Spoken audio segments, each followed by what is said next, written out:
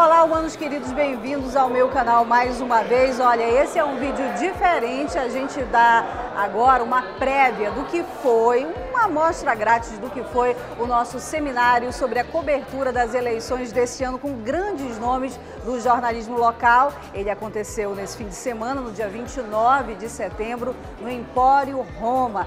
E como eu falei, além de grandes profissionais, foram estudantes, convidados, foi bem bacana, dá uma olhada aí.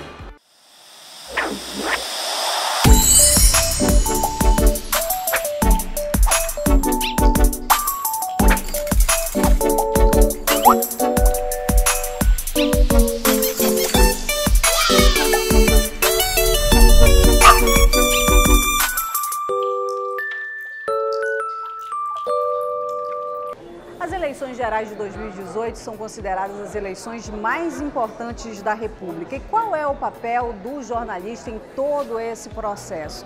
No último sábado, eu e mais 7 jornalistas estivemos numa mesa redonda, na verdade um seminário que reuniu estudantes e outros jornalistas que foram debater conosco essa questão. Eu falei com eles um pouquinho e esse é o resumo da opinião desses profissionais.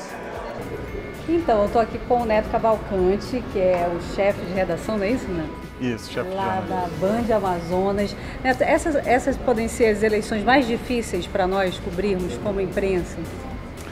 Eu acho que sim, Marcelo, até pela dimensão, a quantidade de eleitores, a quantidade de candidatos, né, todas essas novidades tecnológicas que surgem, né, a mídia social cada vez mais dentro desse processo de escolha. Então, eu acho que é um grande desafio, sim, essas eleições de 2018 e já tem dado muito trabalho para a gente. Então, Rafael Campos é outro que participou aqui com a gente, que agora saiu da televisão, foi para a rádio, né? Eu estou vivendo uma coisa parecida. É mais difícil a gente estar por trás das câmeras, literalmente agora fazendo rádio, cobrir uma eleição tão complicada, tão difícil como essa? Será que a gente agora está mais resguardado? Eu acho que a gente segura um pouquinho assim a imagem, né? A gente estava sempre na linha de frente ali, batendo e apanhando junto, né? E agora a função é outra, né? É um outro sentimento, porque na rádio eu estou como gestor, como gerente da rádio, então mas a gente também organiza. ancora. Também estou ancorando um programa, mas em relação à eleição diretamente, por exemplo, com as reportagens especiais, com as sabatinas com os candidatos, eu estou mais nos bastidores ali, articulando, recebendo os candidatos, orientando, assessores e tudo. É um sentimento bem diferente de quando a gente está ali na linha de frente, né, com o microfone perto da cara ali, perguntando, apertando o candidato, né? Mas é muito legal, assim, porque é uma outra questão, um outro sentimento, é um sentimento de você querer ver o dever cumprido, não só de você estar ali protagonista, mas você estar ali bastidor, oportunizando para que os protagonistas brilhem, né? Bem legal. Dá para ver melhor a questão, a gente estando assim, não estando com a cara literalmente no vídeo?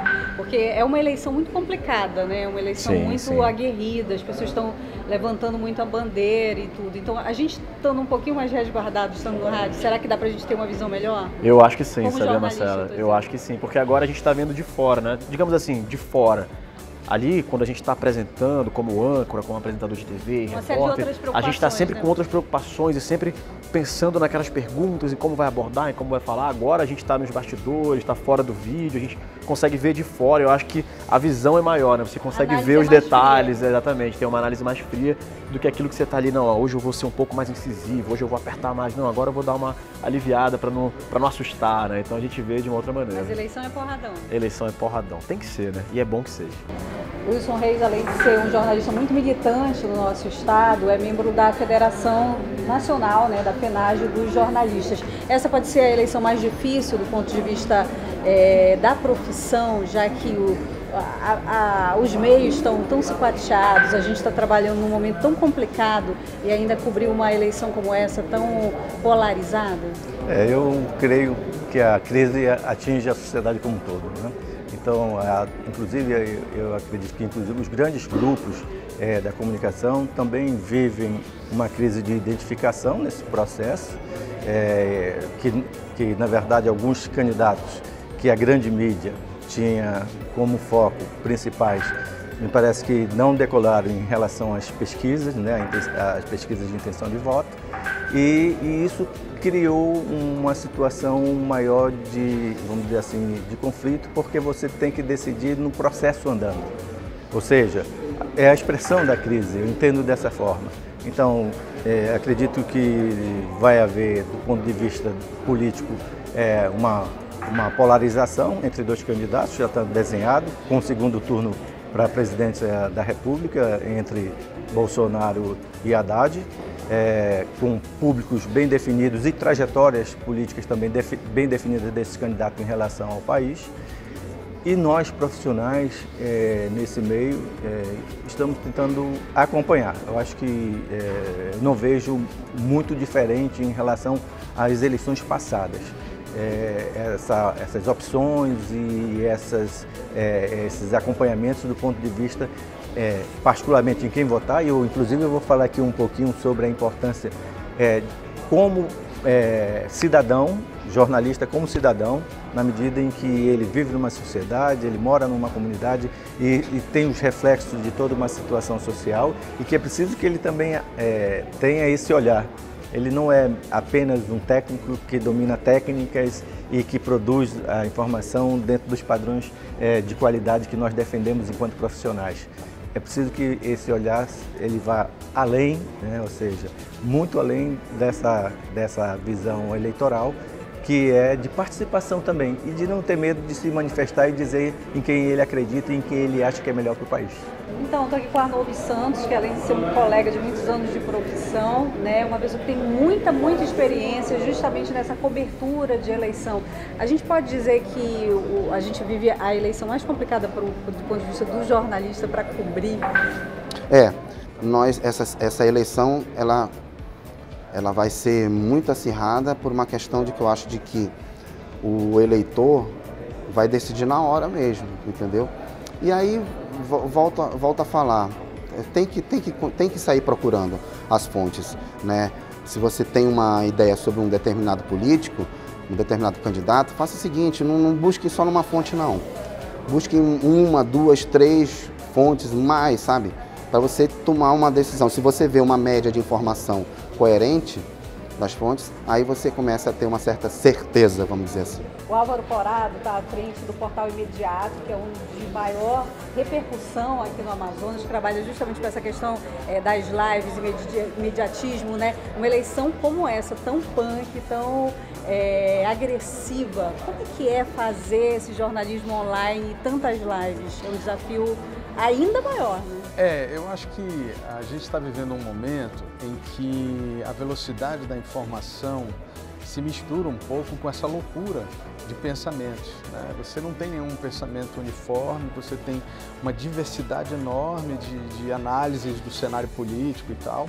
E o principal elemento é que você tem um cenário de extremos muito forte. Então, a rede social e a internet, elas na verdade potencializaram o discurso. E eu acho que esse é o nosso desafio, a gente conseguir cobrir isso, tentar ficar o mais equilibrado possível, porque eu não diria isento, mas equilibrado possível, para tentar mostrar realmente o clima da eleição sem tender muito para um lado ou para o outro, porque eu acho que isso é um grande desafio. Mas ainda assim, eu acredito que nós estamos, isso é um cenário positivo, porque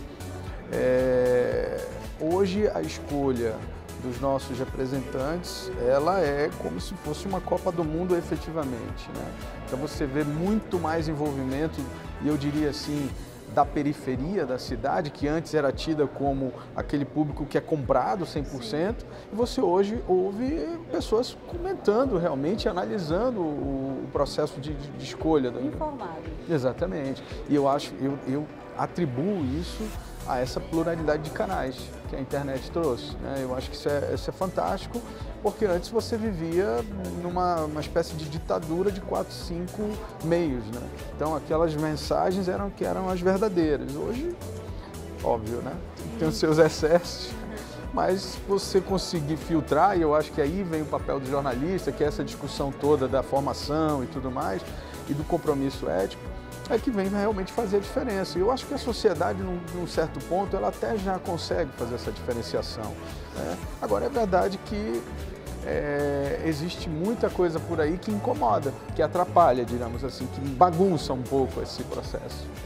Marcos Santos está aqui do meu lado, além de ser o meu Google pessoal, ultimamente, né? Preciso de alguma coisa de uma ligada do Marcos Santos. Ele é uma das pessoas que tem essa mobilidade, conhece todo mundo do meio político, está há muitos anos nas eleições. Marcos, a gente pode dizer que a diferença dessa eleição pode ser os meios das redes sociais e internet, é lá que o eleitor está tirando as suas dúvidas, realmente? Sem dúvida, não tenha dúvida disso. Aliás, essa eleição tem um monte de surpresa. Eu estou ouvindo, por acaso, estou ouvindo de uma série de reuniões onde eu vi pesquisas. E a gente tem algumas coisas assim que a gente cai para trás, sabe? Jacaré sobe em árvore. Hoje, dessa vez, nós vamos ver muita coisa surpreendente. E inclusive com a possibilidade de uma reviravolta de última hora no quadro da eleição majoritária, tanto para o governo quanto para o Senado da República. E isso só pode estar acontecendo nos subterrâneos da eleição e a partir das mídias sociais, Marcelo. Eu não tenho dúvida que as pessoas estão agindo nisso.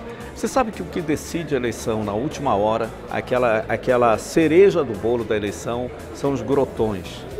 É aquela coisa, em Manaus, todo mundo trabalha em Manaus, todo mundo vai ter ação em Manaus. Mas quem é que vai ter ação lá em Pauini? Como é que está o candidato lá em Inhamundá? Os rejeitados podem fazer diferença. Isso. Não é porque você ganha em Manaus por uma diferença, digamos, de 20 mil votos. Aí lá em Pauini tem 15 mil votos, você ganha por 13 mil, o seu adversário ganha por 13 mil, ficou só 7 de diferença. E aí você vai para Inhamundá, que tem 15, 20 mil eleitores, vamos pensar assim, estou falando hipoteticamente.